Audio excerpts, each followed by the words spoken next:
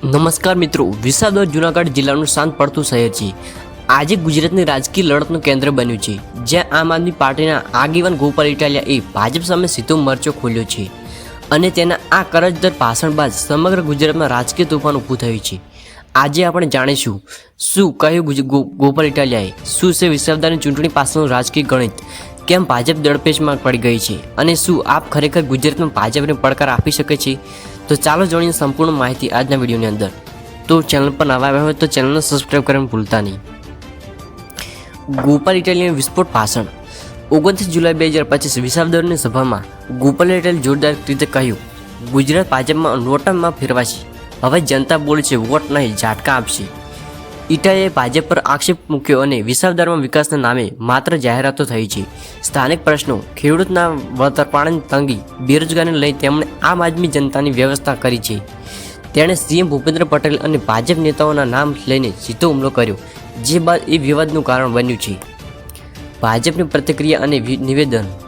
ભાજપના પ્રદેશ પ્રમુખના ઓફિશિયલ નિવેદન પ્રમાણે ગોપાલ ઇટાલિયા જનતાને ઉશ્કેરવા ઈચ્છે છે, પરંતુ ગુજરાતની જનતા સમજદાર છે.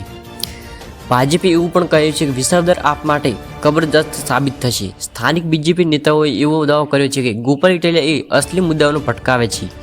કાર્યક્રમમાં પોલીસ બંદોબસ્ત પણ વધારવામાં આવ્યો છે અને કેટલાક સ્થળોએ ટીકા અને દેખાવ પણ થયા છે.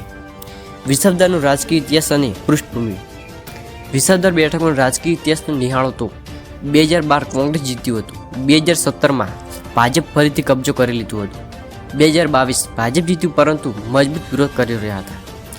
આપ નહીં પહેલાં બાર કી હતી, પણ હવે ગોપાલ ઇટાલિયાની પ્રવેશી સાથે સ્થાનિક યુવાનો અને ખેડૂતોમાં નવા ઉત્સાહનું આગમન થયું છે. લોકલ પ્રતિસાદ અને લોકમત.